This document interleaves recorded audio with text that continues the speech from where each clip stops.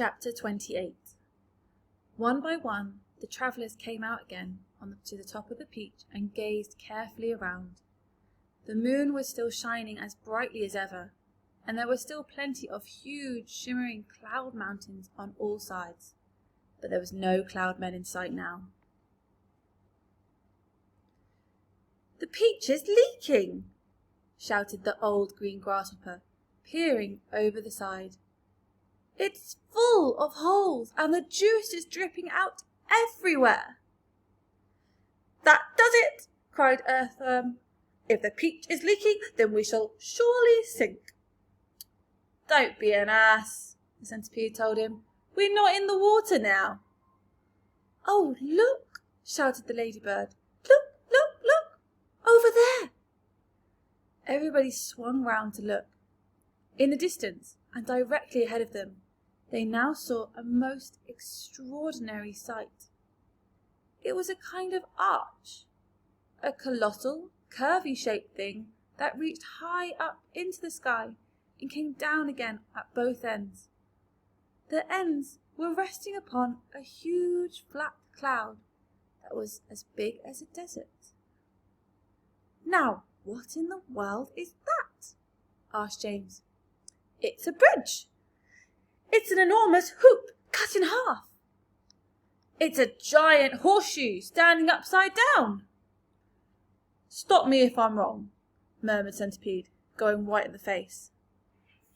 "But might those not be cloudmen climbing all over it?" There was a dreadful silence. The peach floated closer and closer. "They are cloudmen!" "There are hundreds of them." "Thousands! Millions!" "I don't want to hear about it," shrieked the poor blind earthworm. "I'd rather be on the end of a fish hook and used as bait than come up against those terrible creatures again."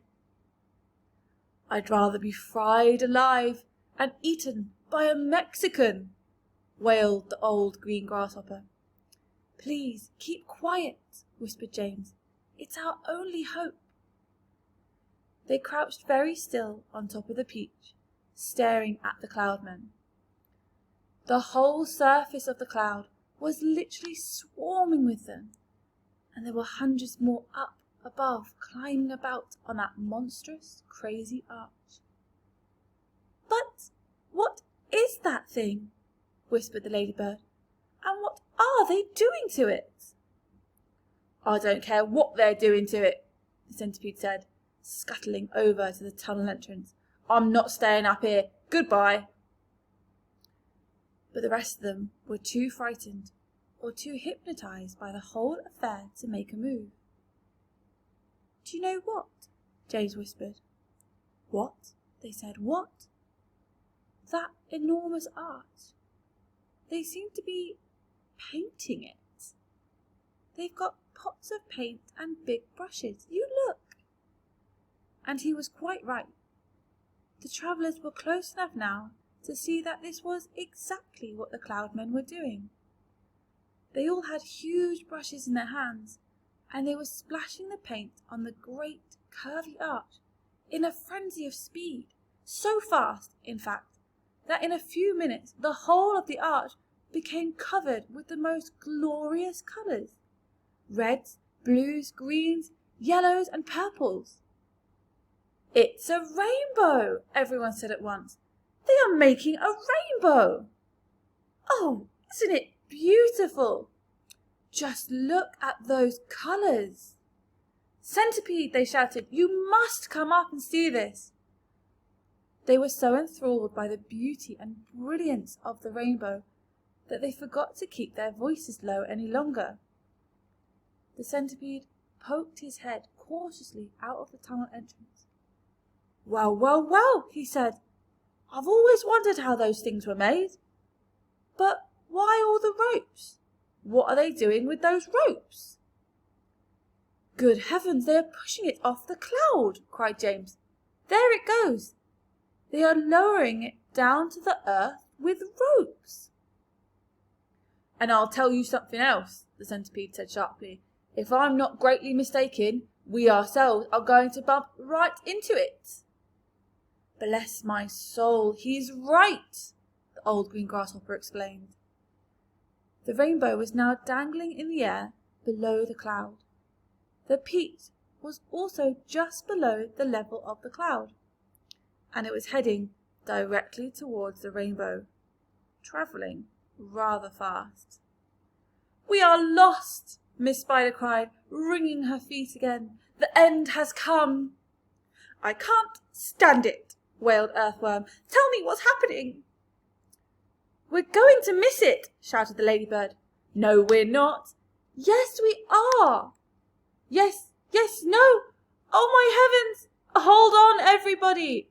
James called out, and suddenly there was a tremendous thud as the peach went crashing into the top of the rainbow. This was followed by an awful splintering noise as the enormous rainbow snapped right across the middle and became two separate pieces. The next thing that happened was extremely unfortunate.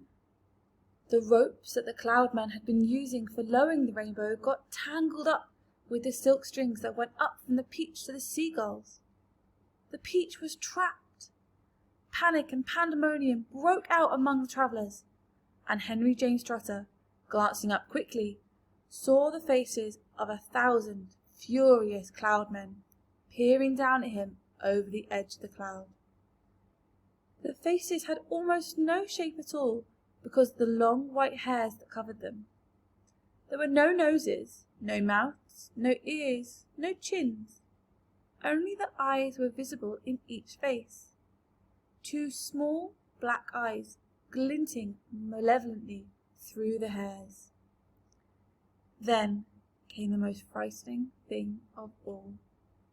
One Cloudman, a huge, hairy creature who must have been 14 feet tall at least, suddenly stood up and made a tremendous leap off the side of the cloud, trying to get to one of the silk strings above the peach. James and his friends saw him go flying through the air above him, his arms outstretched in front of him, reaching for the nearest string, and they saw him grab it and cling onto it with his hands and legs. And then, very, very slowly, hand over hand, he began to come down the string. "Mercy, help! Save us!" cried the ladybird. "He's coming down to eat us!" wailed the old green grasshopper. "Jump overboard!" "Then eat the earthworm first!" shouted the centipede. "It's no good eating me, I'm full of bones like a kipper." "Centipede!" yelled James. "Quickly, bite through that string, the one he's coming down on." The centipede rushed over to the stem of the peach and took the silk string in his teeth and bit through it with one snap of his jaw. Immediately, far above him, a single seagull was seen to come away from the rest of the flock and go flying off with a long string trailing from its neck. And clinging desperately to the end of the string, shouting and cursing with fury, was the huge, hairy Cloudman. Up and up he went, swinging across the moonlit sky, and James Henry Trotter, watching with him delight, said, "My goodness, he must weigh almost nothing at all for one seagull to be able to pull him up like that. He must be all hair and air." The rest of the Cloudmen were so flabbergasted at seeing one of their company carried away in this manner that they let go the ropes they were holding, and then, of course, down went the rainbow, both halves of it together tumbling towards the earth below. This freed the peach, which at once began sailing away from that terrible cloud. But the travellers were not in the clear yet. The infuriated Cloudmen jumped up and ran after them along the cloud, pelting them mercilessly with all sorts of hard and horrible objects. Empty paint buckets, paint brushes, step ladders, tools, saucepans, frying pans, rotten eggs, dead rats, bottles of hair oil. Anything those brutes could lay their hands on came raining down upon the peach. One Cloudman, taking very careful aim, tripped a gallon of thick purple paint over the edge of the cloud right onto the centipede himself. The centipede screamed with anger. "My legs," he cried. "They're all sticking together. I can't walk, and my eyelids won't open. I can't see. And my boots are ruined." But for the moment, everyone was far too busy dodging the things that the cloud men were throwing to pay any attention to the centipede. "The paint is drying," he moaned. "It's going hard. I can't move my legs. I can't move anything." "You can still move your mouth," the earthworm said, "and that is a great pity." "James," bawled the centipede, "please help me. Wash off this paint. Scrape it off. Anything."